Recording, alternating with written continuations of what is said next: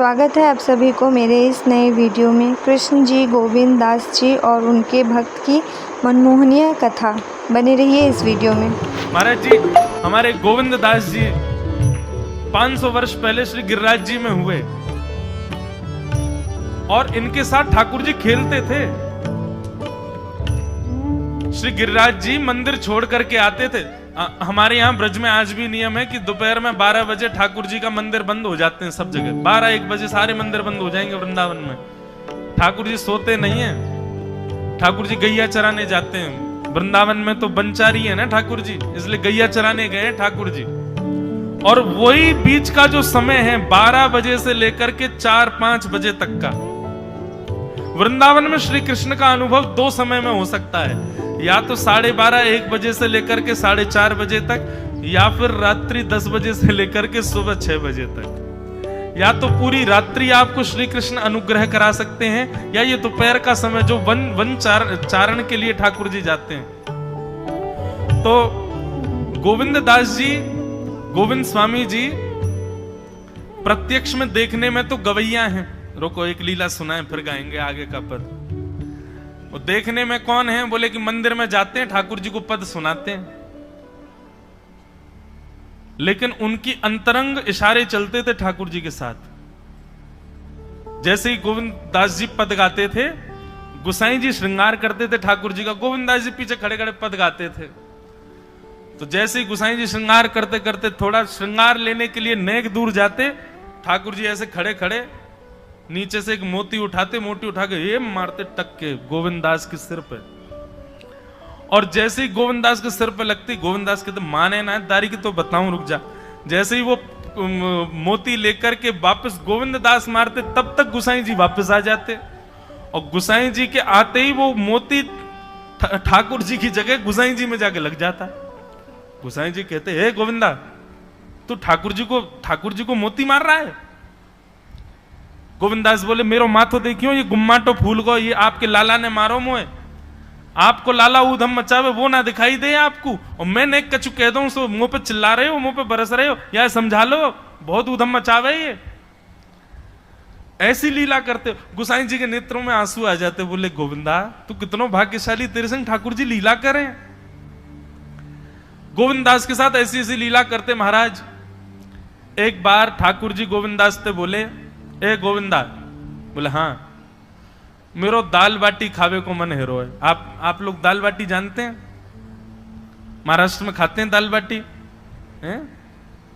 राजस्थान की बढ़िया, राजस्थान हमारे ब्रज में खूब खाते हैं दाल बाटी चूरमा, जो खाए सो सूरमा। तो दाल बाटी चूरमा ठाकुर जी बोले ए गोविंदा, ऐसे ही बोलते थे, बोले मोए दाल बाटी खानी है। गोविंदास बोले 56 भोग बनते हैं रसोई में। अपरस में मुंह पे पट्टी बांध करके महाराज रसोईया बनाता है। अपरस में यमुना जी का जल आता है वहां से, वृंदावन से, उसके जल में सुंदर प्रसादी बनती है। इतने सुंदर शुद्ध भोजन को छोड़ के यूं कह रहे दाल बाटी खानी है। ठीक है मैं आज बोल दूंगा रसोई घर में बनवा देता हूं। बोले ना रसोई की ना खानी तो? बोले तेरी कदम खंडी में आऊंगा। गोविंदास जी जहां बैठ करके भजन चिंतन करते थे, मंदिर से थोड़ा दूर था, सुंदर वन था गिरिराज जी में। बोले मां आऊंगो और वहीं पे तू कंडा, वही गोबरी कंडा में बना, और कंडा में बना के तैयार कर, मैं आऊंगा वहीं खाऊंगा। गोविंदास जी बोले यहां सब लोग आपको मंदिर में पूजने आते हैं, आप यहाँ पे भगवान हो, ऐसे कहीं खाने पीने आओ। बोले कोई को पता थोड़ी चलेगी, मैं आ जाऊंगा, तू चिंता मत करे, तू सुन तैयारी कर ले, आज मैं तेरे यहां आके प्रसाद पाऊंगा। गोविंदास जी चुपचाप मंदिर से भाग गए, किसी को बताया नहीं। किसी को पता थोड़ी कि ठाकुर जी ऐसे बाहर भी चले जाते हैं, सबको लगी अंदर ही रहते हैं ये। गोविंदास जी दौड़ करके गए, बढ़िया कंडा में बढ़िया उपले उपले लगा करके महाराज बाटी बनाई, दाल चढ़ा दी, सुंदर ठाकुर जी आएंगे पाने। एक पंथ दो काज, ठाकुर जी को 2 लीलाएं एक साथ करनी थी। एक तो गोविंद दास के संग सुख लेना है, और एक झाड़ू लगाने वाला गिरिराज जी की तलहटी में झाड़ू लगाता था, उसको मंदिर में प्रवेश नहीं करने देते थे लोग। तो वो बेचारा बाहर खड़ा खड़ा ही दर्शनार्थियों से पूछता था कि ठाकुर जी दिख कैसे रहे हैं, मुझे ये बता दो।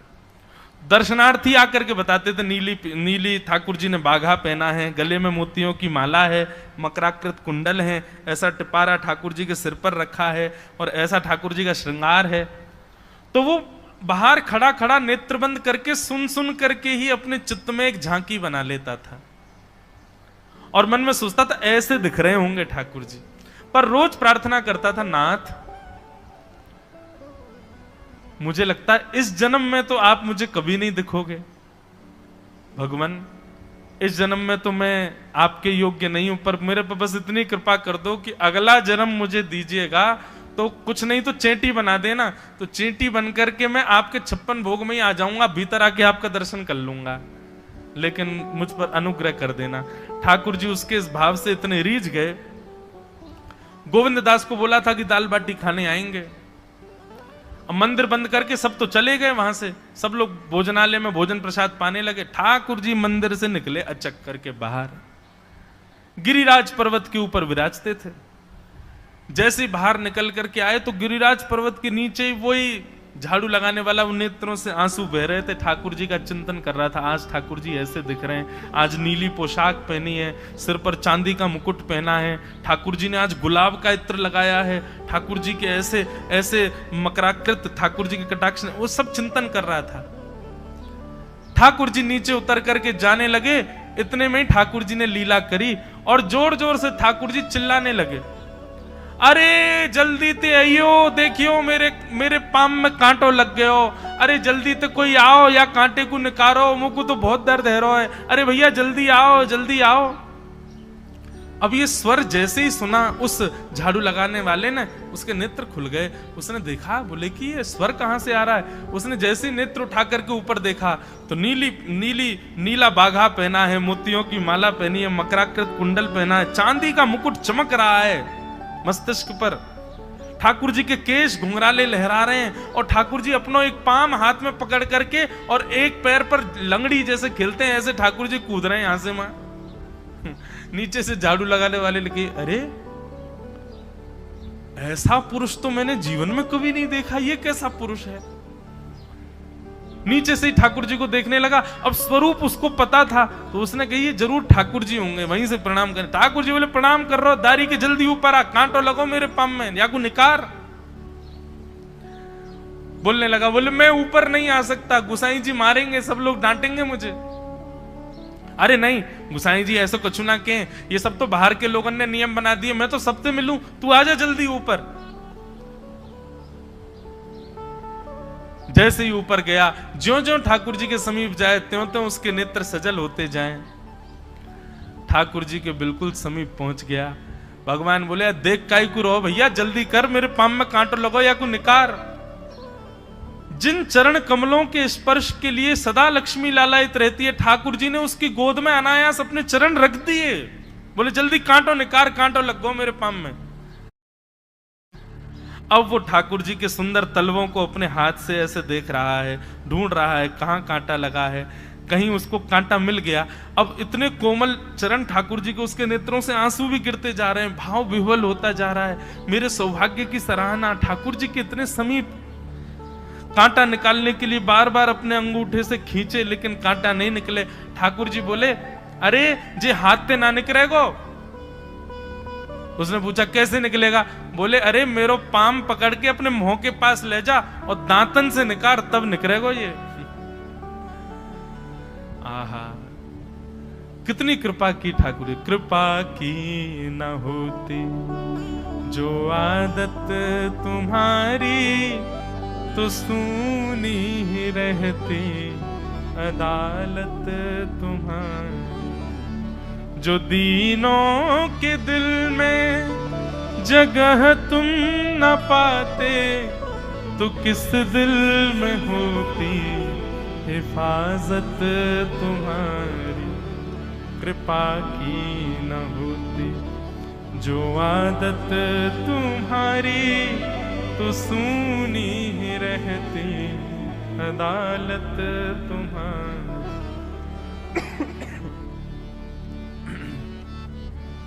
कितनी कृपा।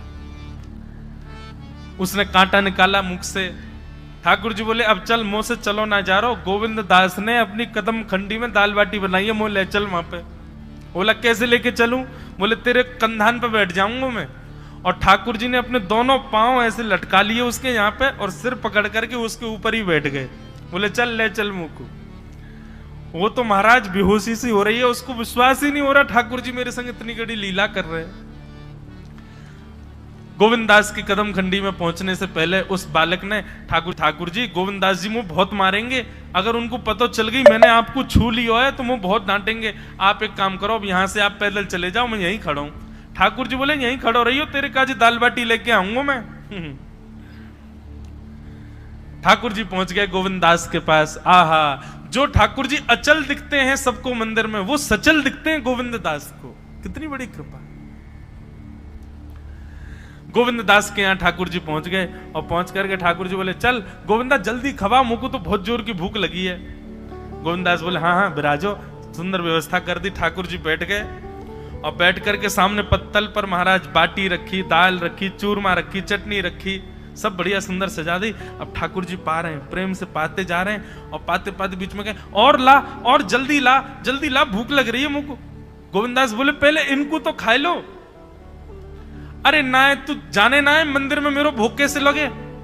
थाली में 2 रोटी और ये सब्जी, इनते मेरो भूख पेट थोड़ी भरे। मेरे सामने तो सबरी सामग्री धर दो, मेरो जो मन होगा मैं उठा उठा के पाते जाऊंगा। अरे गोविंदा जल्दी जल्दी लेके आ। अब गोविंद दास जी पीछे मुड़ करके बढ़िया सुंदर बाटी वाटी सेके। इतने में ठाकुर जी क्या करें, एक बाटी तो खा जाएं और दूसरी बाटी उठा के अपनी जेब में धरते जाएं। वो संग आयो वाके काजी लेके जानी है। अब तुम्हारा ठाकुर जी खाते जाएं भरते जाएं, खाते जाएं भरते जाएं।